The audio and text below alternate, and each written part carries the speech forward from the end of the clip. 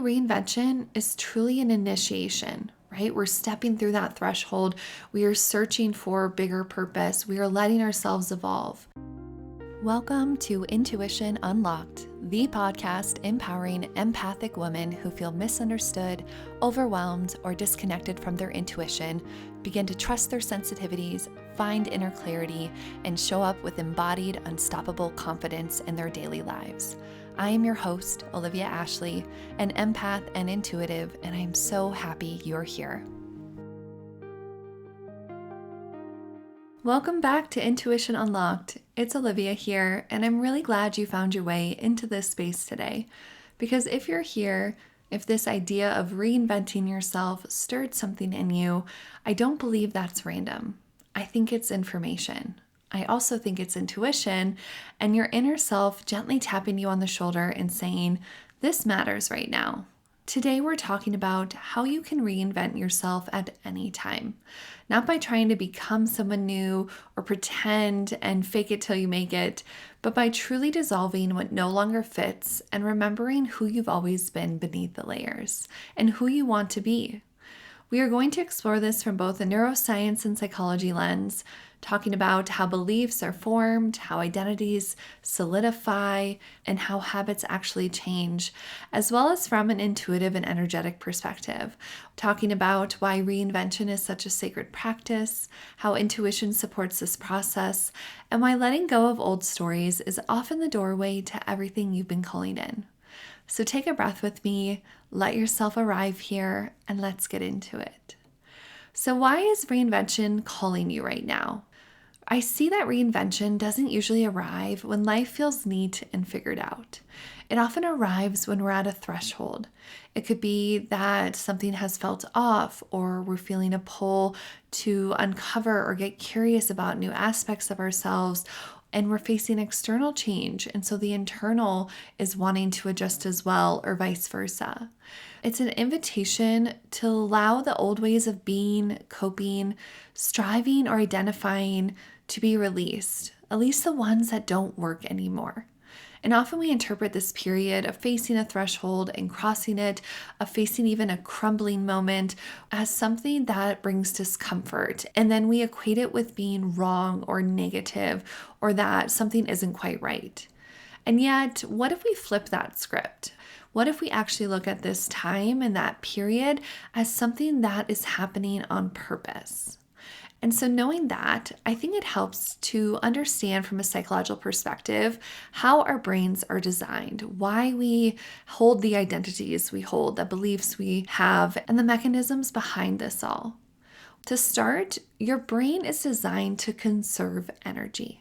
So once you form beliefs about who you are, I'm this kind of person, this is how my life works, this is what feels safe, this is my identity that I know, the brain will reinforce those patterns automatically. And that is what neuroscience calls the biology of belief. Repeated thoughts create neural pathways, repeated behaviors strengthen them, and over time, those pathways become identity.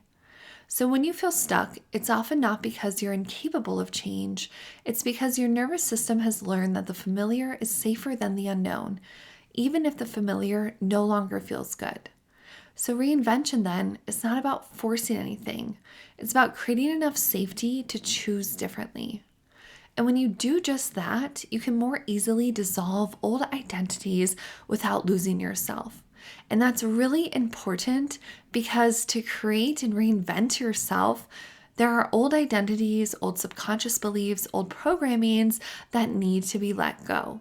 And you don't have to destroy your old identity or those aspects to reinvent yourself, but you do need to tend to them, to understand them, and actively choose what still feels good and what needs to change to step through that threshold into this new place. Because you are who you are from your habits, your beliefs, your programming, your choices, your identity, all those things that make up who you are now.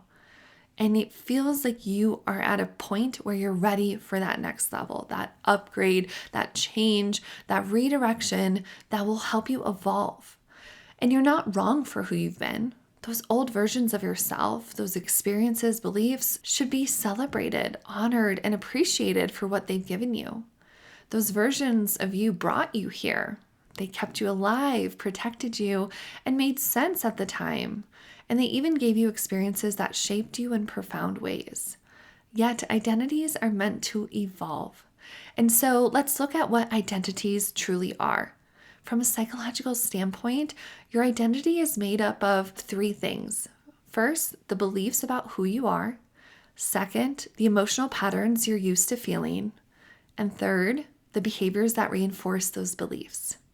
So when you try to reinvent yourself and change your habits without addressing identity, change rarely will stick. And that's why willpower alone does not work. So real change happens when your story shifts. So instead of asking, what habit do I need to fix? You can ask, who am I becoming? And here's where intuition can become essential. Because intuition doesn't ask you to leap 10 steps ahead. It asks you to listen to what feels misaligned now. Because those misaligned aspects are your breadcrumbs to understanding where things need attention and shifts to help you reinvent yourself in the best way. So look at any resentment or exhaustion or quiet longing or a sense that something wants to be released to help you understand what needs to go. And remember, those are not flaws. They're just signals telling your body, I'm beyond this. This no longer fits me, and this is something I'm struggling with. And so once you understand those spaces and those identity factors that are important to shift and the behaviors and the actions related to them, then you're ready to change your habits. And intuition can help you here. So what are habits? How can habits change? From a neuroscience standpoint, habits can change through awareness, repetition, emotional reinforcement, and safety within your nervous system. And then intuition can add a layer of meaning. And what I mean by that is when a habit is aligned with your deeper truth, it's easier to sustain. When it's rooted in punishment, shame, or fixing yourself, it usually collapses. So instead of saying, I need to be more disciplined and then feel really guilty around the things that you don't achieve or feel like a failure because those habits weren't stuck to or in the way you thought they should be, you can ask yourself, what does my body need to feel supported? What belief am I ready to release? Or what version of me feels more true than the one I'm clinging to? And then start to take action from those standpoints instead of setting an end-all be-all habit that can often feel hard to achieve. That's when reinvention becomes less about control, and that's where often we see people failing at this, and it opens the door to being more about permission and curiosity and exploration. It gives you permission to let go, whether it's identities, habits, beliefs, anything that's weighing you down. It gives you permission to be new, to allow yourself permission to reinvent yourself, to explore and try on a different identity or way of being. And it gives you permission to not have it all mapped out. It's okay to not know the future. It's okay to not know if this is really going to stick or lead you where you want to be. This is about being present and taking the best right next step that feels good to you and then maneuvering from there. And intuitively, reinvention is truly an initiation, right? We're stepping through that threshold. We are searching for bigger purpose. We are letting ourselves evolve. And reinvention is the space between who you were and who you're becoming. And that space can feel uncomfortable, empty, or uncertain, but it's also where creativity lives and thrives.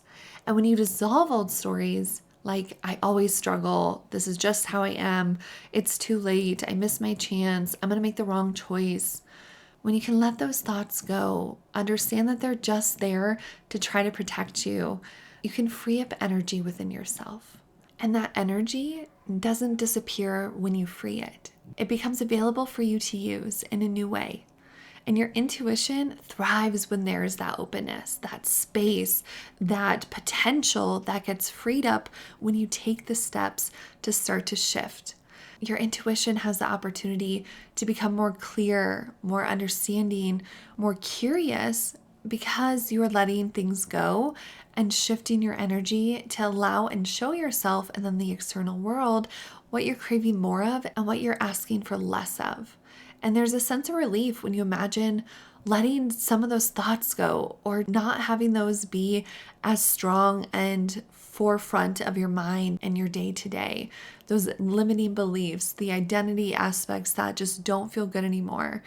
You get to step into a space of a blank canvas, even. You get to shift into, is this truly me? And if you don't know that, that's okay. You get to try on new hats. You get to try on new ways of being, feeling, and things can flow more easily if you allow them. Reinvention is not about so much moving from one specific identity now to a completely crafted other. That will take time. It's about that space between, right? You're an active participant in the current reinvention you are undertaking. It's not about who you were and what you're becoming. Those things are important, but what I'm talking here is about that present moment capture of it's not going to be figured out in one day, in one sitting, but it's going to be beckoned. It's going to snowball as you pull the threads, as you get momentum going, and let your intuition carry you through this process, because those whispers and that knowing is really worth listening to. And I want to talk about the energetics quickly as we're standing at a powerful threshold, because 2025 is closing and it carried the energy of a 9-year in numerology. That is the end of a cycle.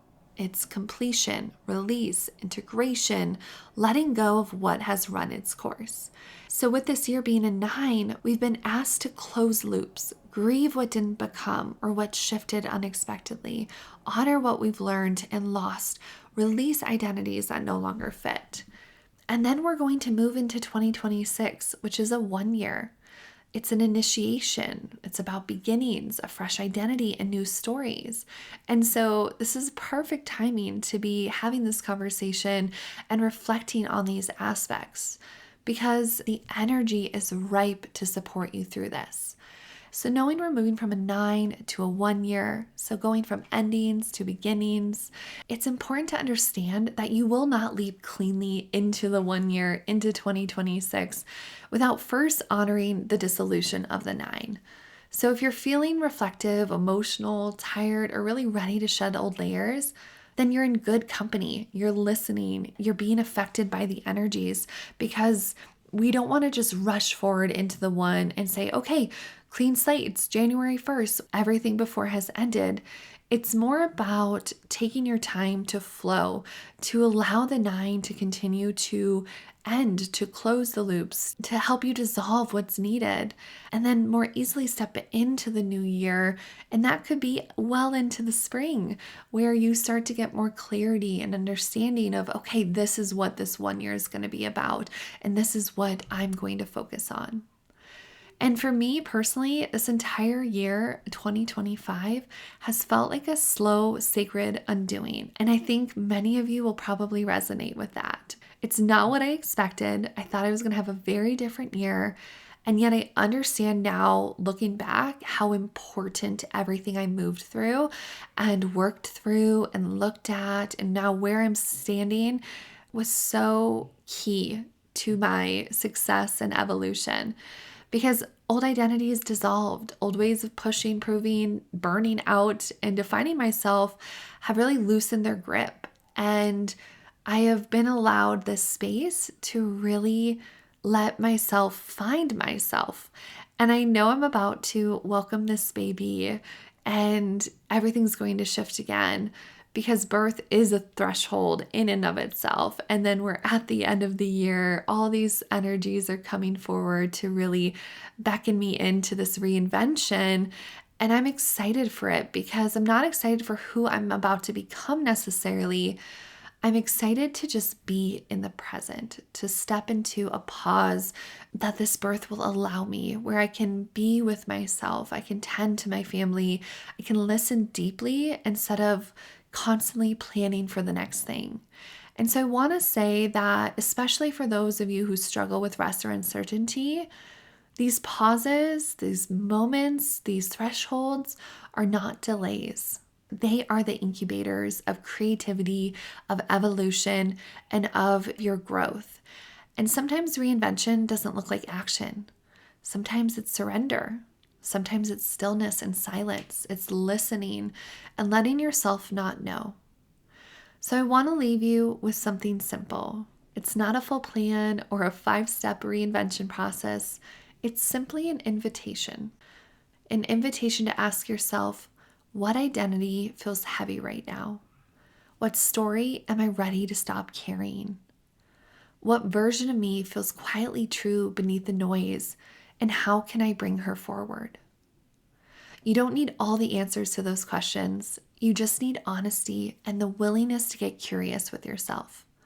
Because reinvention begins the moment you allow yourself to be honest about what no longer fits you, who you no longer are, and get excited for that. Use that momentum to move into the state of exploration and uncover what is possible, what is your potential in this moment, and what could shift. It might be very simple, it might be very minor tweaks and just more fortification of who you already are. But it also might be something quite transformational that really shifts your life and your next year and the trajectory that you're on. So if this episode resonated with you, sit with it, journal with it, and let it breathe. Remember that you're allowed to begin again at any time. You're allowed to change your mind, and you're allowed to become someone new as many times as you want to. So if you're standing at the edge of something unknown, trust this. Your intuition already knows the way forward and what is true for you, even if your mind hasn't caught up yet. And it's going to help you dissolve your old identities, beliefs, and habits and step into a space that feels more authentic and powerful and aligned for you. So thank you for being here and for walking this path with me. Thank you for joining me on Intuition Unlocked. If you enjoyed this episode, be sure to subscribe so you never miss a moment of insight, guidance, or intuitive inspiration. To dive deeper into our community and get access to exclusive content, head to my website at www.olivia-ashley.com and subscribe to my newsletter. You can also connect with me on Instagram at wildlyolivia for daily inspiration and updates. Remember, your intuition is your superpower. Trust it, nurture it, and let it guide you. Until next time, I'm Olivia Ashley, and I can't wait to connect with you again.